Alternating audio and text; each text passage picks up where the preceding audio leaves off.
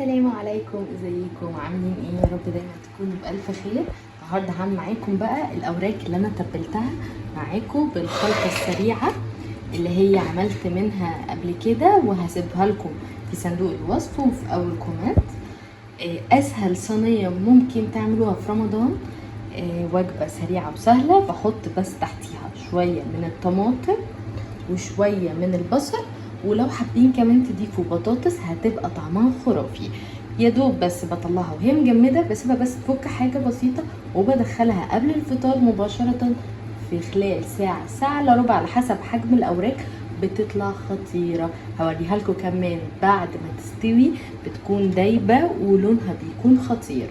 وجنبيها كمان بحمر شويه شعريه مع رز بالشعريه، وبسويه قبل ما الفراخ عندي تستوي بخلال نص ساعة ربع ساعة على حسب كمية الرز برضو. فبتكون اسهل وجبة ممكن تاكلوها، وبألف هنا وشفا. بصوا الوراك، وممكن كمان اسيبها يعني ده في النص. حطيت عليها شوية مية عشان تعملي صوص حلو كده عشان جنب الرز، وهسيبها تاني تاخد لون اكتر. ممكن نقلبها على الوش التاني علشان الظهر كمان يتحمر. بس انا كل ده من غير ما افتح عليها الشوايه، وقعدت يدوب ساعه الا ربع او 40 دقيقه لحد دلوقتي. شكل الفراخ بعد ما طلعت اديتها اخر وش كده، ولو عايزين تخلوها محمره اكتر سيبوها. وعملت بقى الرز بالشعريه وهقدمها بقى. ده اسهل فطار ممكن تعملوه في رمضان.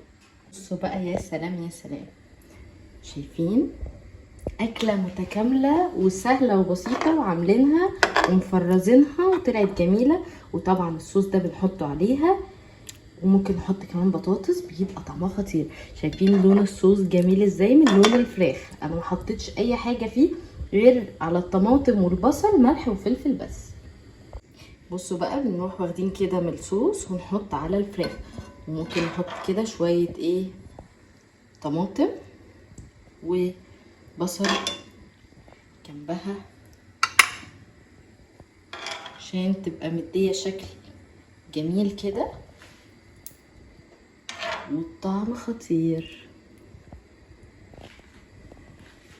وبألف هنا وشفا، ورمضان كريم علينا جميعا. ودي كانت اول فراخ فرستها معاكم، ولسه لما اعمل كمان فراخ الشوايه باذن الله والشيش هوريها لكم، وهوريكم النتائج الجميله. بقى نعمل بقيه الفراخ مع بعض بصينيه بقى بطاطس خطيره وسهله جدا. هنقطع البطاطس مكعبات، او الطريقه اللي انتوا بتحبوا تقطعوا بيها البطاطس هتنفع معانا بكل الطرق. بس انا بحب اعملها مكعبات بالشكل ده، ما بتاخدش وقت في السوا، وكمان بتطلع طعمها خطير. كده قطعت عندي هنا طماطم، بس بقطعها بسمك تخين شويه علشان تستحمل معايا وتفضل موجوده. لو عايزين تخلوها بتدوب معاكم خلوها اصغر من كده، وفلفل اخضر وفلفل مشطشط حسب الرغبه. ويلا بينا بقى نعمل كل ده مع شويه كمان بصل علشان يبقى الصينيه كده متكامله. بعد كده بجيب عندي بقى الصينيه، بحط فيها البطاطس من غير ما بشوحها مع البصل.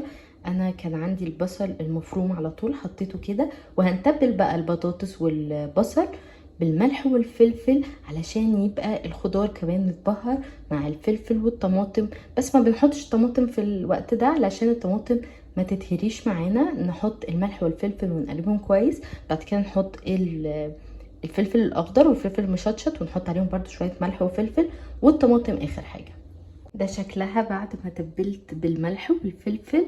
وممكن لو حد حابب يحط كمان رشه من 7 بهارات او بهارات فراخ برضو هتدي طعم حلو. بس انا حبيت احط ملح وفلفل بس. وحطيت كمان معلقه صغيره من الثوم ووزعتها كده على البطاطس عشان هحط في النص بقى الاوراق. بصوا بقى، حطيت بقى الوراك بالشكل ده، ونزلت تحتيها البطاطس علشان البطاطس ما تبقاش عاليه قوي وتاخد كده من طعم الاوراق. واحط بقى اخر حاجه الطماطم عندي والفلفل المشطشط. بصوا بقى، لما الفراخ بتبقى متبله التتبيله بتبقى مغرقه الفراخ من جوه، يعني الفراخ محشيه من جوه التتبيله واصلها من كل حته.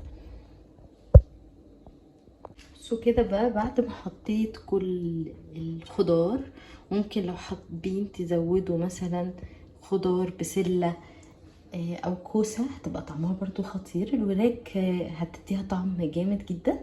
وكده بتبقى اسهل صينيه. يعني احنا يا دوب بس قطعنا الخضار، فراخ متبله طلعناها حطيناها على طول في الفرن، بتاخد ساعه، ساعه الا ربع.